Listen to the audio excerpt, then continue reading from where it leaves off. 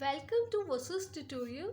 Versus tutorial में dark की series के लास्ट लेक्चर में हमने देखा था कि जो रिकर्सिव रिलेशन थे उसके मेथड्स हम सॉल्व कर रहे थे, जिसमें से हमने पहले लेक्चर में मास्टर थ्योरम देखी थी और नेक्स्ट लेक्चर में हमने देखा था सब्स्टिट्यूट मेथड। आज के मेथड में हम देखने जा रहे हैं recursion tree method. Recursion tree method जो आपका है, a recursion tree is a tree where each node represent the cost of a certain recursive sub problem। इसमें हम क्या करते हैं कि एक ट्री बनाते हैं और जो वो ट्री होता है उसमें से जितनी भी नोड होती है उन सब नोड को, मतलब जैसे एक ट्री है, रूट होगी पहले प्रॉब्लम, उसको फिर सब प्रॉब्लम में हम डिवाइड करें और सब प्रॉब्लम और रूट उन सब की हम कॉस्ट फाइंड करेंगे और फिर उस कॉस्ट को एक एक करके सारी सब प्रॉब्लम की कॉस्ट फाइंड की और उन सब प्रॉब्लम को ऐड कर देंगे, सम अप कर देंगे ताकि हमें पूरी कॉस्ट मिल जाएगी, पूरे एंटायर एल्गोरिथम की कॉस्ट मिल जाएगी।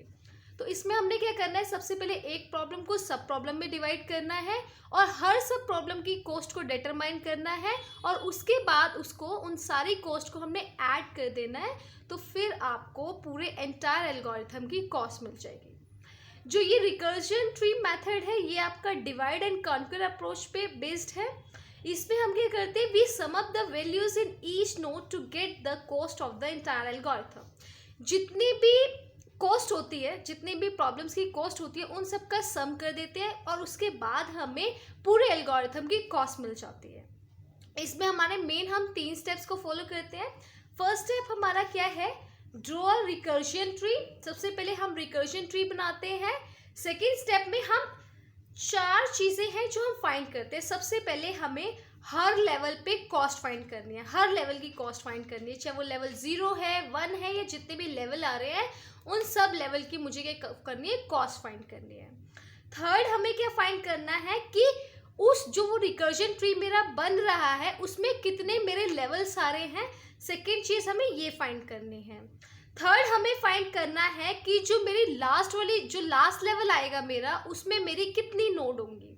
और फोर्थ मेरे को फाइंड करना है अगर जितनी जो मेरा लास्ट लेवल आएगा उसमें कितनी नोड होंगी और उस नोड की मेरी कॉस्ट क्या होगी। ठीक है, ये मैंने ये सारी चीज़ें फाइंड कर ली। उसके बाद ये जो जितनी भी वैल्यूज आई है मेरे को, जो कॉस्ट आई है सारे लेवल की, उन्हें मेरे को ऐड करना है और सिंप्लीफाई कर देना है, आपको पूरे एंटायर एल्गोरिथम की कॉस्ट मिल जाएगी। ठीक है, अब मैंने एक एग्जांपल लेके चल रही हूँ इसको। t of n is equals to 2t n by 2 plus n। सबसे पहले जो ये सिंगल n वाली टर्म होती है, चाहे इसकी जगह n हो, n स्क्वायर हो या कोई भी आपका टर्म हो, आप उसको कंसीडर करोगे और उस पर बेस्ड आपने क्या बनाना है, रिकर्जन ट्री बनाना है। 3 चीज़ें ध्यान रखनी है इसमें मुझे। सबसे पहले जो एक प्रॉब्लम है, मतलब ये जो ये वाली टर्म आती है इसको हम बोलते हैं प्रॉब्लम। इसको हम क्या कहते हैं, प्रॉब्लम। इसको हम डिवाइड कर देंगे कितनी सब प्रॉब्लम में जो t का कोफिशिएंट है, चाहे वो t है 2 हो, 3 हो, 4 हो, कितना ही हो, जो t का कोफिशिएंट है उतनी सब प्रॉब्लम्स में हम इसे डिवाइड कर देंगे। ठीक है, और सब प्रॉब्लम्स का साइज क्या होगा, वो साइज होगा जो t के अंदर जो लिखा हुआ है, यानी कि n/2 मेरा क्या होगा, साइज होगा। मतलब कि n मेरी एक प्रॉब्लम है, उसे हम 2 सब प्रॉब्लम्स में डिवाइड कर रहे हैं और साइज क्या होगा सब प्रॉब्लम का, n/2 मेरा साइज होगा। ठीक है, मतलब a problem of size n will get divided into 2 सब प्रॉब्लम्स ऑफ साइज n/2। उसके बाद से मैंने ये मेरा एक प्रॉब्लम थी n, इसको मैंने डिवाइड किया n/2, 2 सब प्रॉब्लम में डिवाइड करेंगे। इसके बाद ये वाली जो प्रॉब्लम है इसको भी फर्दर हम 2 में डिवाइड करेंगे। कैसे डिवाइड करेंगे, n/2/2 और n/2/2, ऐसे इसको भी डिवाइड करेंगे n/2/2, n/2/2। इस तरीके से ये प्रोसेस चलता चला जाएगा लास्ट लेवल तक। Each problem of size n/2 will get divided into 2 sub problem, फिर ये दोबारा से डिवाइड होगा। All the bottom most layer the size of the sub problem will reduce to 1। लेकिन एक टाइम पे जब हम इसे डिवाइड करते चले जाएंगे, करते चले जाएंगे, एक टाइम पे जो लास्ट लेवल आएगा मेरा उसकी जो साइज होगा उसका क्या होगा, 1 मेरा साइज होगा उसका। ठीक है, अब आगे देखते हैं, इसमें ट्री देखते हैं जो हमने ट्री बनाया है। इसी तरीके से हम करेंगे। एक प्रॉब्लम है टी ऑफ एन जो लेवल 0 है, उसके बाद हमने इसे 2 प्रॉब्लम में डिवाइड किया जो लेवल 1 है, फिर फर्दर हम डिवाइड कर रहे हैं लेवल 2, इस तरीके से लेवल बॉटम तक जाएगा जितने लेवल्स होंगे। एंड मेरी एक प्रॉब्लम है जिसका मेरा लेवल है 0, इसको हमने 2 प्रॉब्लम में डिवाइड किए n/2 जैसे कि मैंने बताया था जो t का कोफिशिएंट होता है उतनी सब प्रॉब्लम में डिवाइड करते हैं। फिर इसको भी मैंने डिवाइड कर दिया 2 प्रॉब्लम में, क्योंकि ये n है। अब तो मेरा ये वाली सब प्रॉब्लम डिवाइड हो रही है, तो इसको मैं क्या लिखूंगी n/2 और ये 2 प्रॉब्लम में डिवाइड है तो बाय 2। इसी तरीके से ये आ जाएगा, ये प्रॉब्लम में डिवाइड हो जाएगी, ये मेरा लेवल 1 आ जाएगा, नेक्स्ट वाला लेवल 2। इस तरीके से लास्ट में साइज रिड्यूस होके एक टाइम पे 1 आ जाएगा, ये बॉटम लेवल हो जाएगा। ठीक है, फिर स्टेप 2 की मेरे को सेकेंड लेवल स्टेप जो 2 था उसमें मेरे को 4 चीज़ें फाइंड करनी थी जो मैंने स्टार्टिंग में आपको बताया था। जो फर्स्ट चीज़ है कि जो हर लेवल है मुझे उसकी कॉस्ट फाइंड करनी है। सबसे पहले कॉस्ट ऑफ लेवल 0 देखो, इसमें सिर्फ एक ही है तो n मैंने लिख लिया। लेवल 1 में देखो कितनी नोड है, 2 नोड है, एक n/2 दोनों को ऐड करेंगे n/2 प्लस n/2 ऐड करने पे मेरा क्या आएगा 2n/2 आएगा जो कि मेरा n के इक्वल होगा। लेवल थर्ड में देखो n/4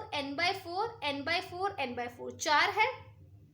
ठीक है, इनको मैं ऐड करूंगी तो मेरा कितना आएगा 4n/4 और कैंसिल होके n आ जाएगा मेरा। इसी तरीके से मेरे सारे लेवल्स निकल जाएंगे। ठीक है, अब मेरे को स्टेप बी में मेरे को क्या फाइंड करना था कि टोटल नंबर ऑफ लेवल कितने हैं मेरे, उसमें कितने लेवल मतलब लास्ट मेरा लेवल कितने तक आएंगे वो मेरे को फाइंड करना है। सबसे पहले मैंने देखा जो साइज था मेरा सब प्रॉब्लम का, जो लेवल 0 था उसमें मेरा साइज क्या था, इसमें मैं लिख सकती हूँ n/2 की पावर 0, ये तो मतलब n/1 के इक्वल ही है। इसका मेरा साइज क्या था, प्रॉब्लम का n था, जो मैंने देख लिया मेरा साइज इसमें क्या था n था। इसमें देखो साइज क्या है n/2 है मतलब 2 की पावर 1 है, n/2 की पावर 1 है तो मैंने लेवल 1 का ये लिख लिया। इसमें n/4 था ना मतलब n/2 की पावर 2 ये मैंने लिख लिया। इस तरीके से अगर मेरा कोई लेवल i आ रहा है तो उसका मेरा साइज क्या होगा n/2 की पावर i। मैंने माना कि सपोज मैंने बताया था ना कि आपको कोई एक लास्ट लेवल पे जाने के बाद मेरी प्रॉब्लम का साइज रिड्यूस होके 1 हो जाएगा।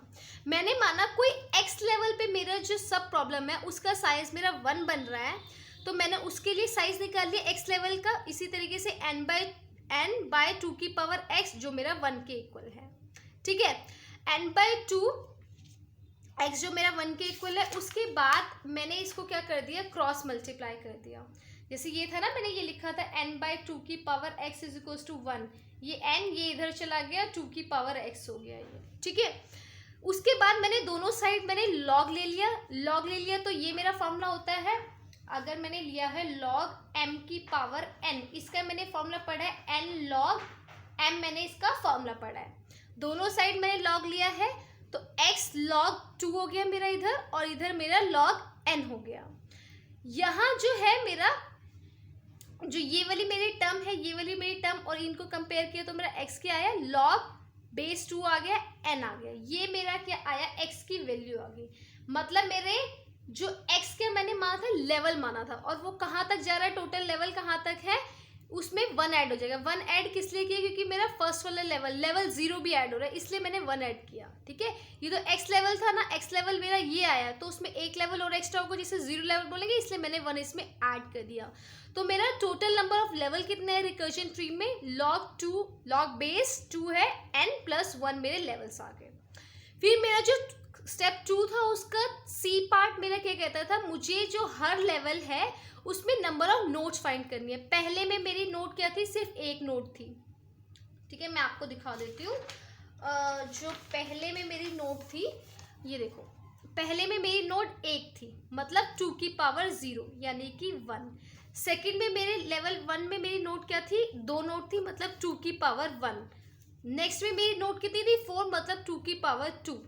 इस तरीके से अगर मेरे को कोई ith लेवल पे देखनी है कि मेरी कितनी नोड होंगी तो 2 की पावर i हो जाएगा। इसी तरीके से मैंने i की जो मेरी वैल्यू है, अब मैंने क्या कहा, मुझे मेरे लास्ट लेवल के लिए निकालनी है। मेरा लास्ट लेवल क्या था, log 2n था, था मेरा लास्ट लेवल, उसकी वैल्यू मैंने यहाँ डाल दी log 2n, और 2 की पावर यहाँ पे भी i की जगह वो लास्ट लेवल आ जाएगा और नोट्स। डी मेरा पार्ट क्या कहता था स्टेप सेकंड के डी का, कि मुझे डिटरमाइन करनी है लास्ट लेवल की कॉस्ट को, मेरे को डिटरमाइन करना है। तो लास्ट लेवल की मेरी कॉस्ट कैसे आएगी, जो मेरी एन है, एन कितनी मतलब टोटल जो मेरी एन नंबर ऑफ नोड है मल्टीप्लाई टी ऑफ 1, ये मेरा किसके इक्वल होता था, ये वाली जो वैल्यू थी ये एन और ये मेरी 1 के इक्वल थी, यानी कि ये मेरा थीटा ऑफ एन के इक्वल आ गया।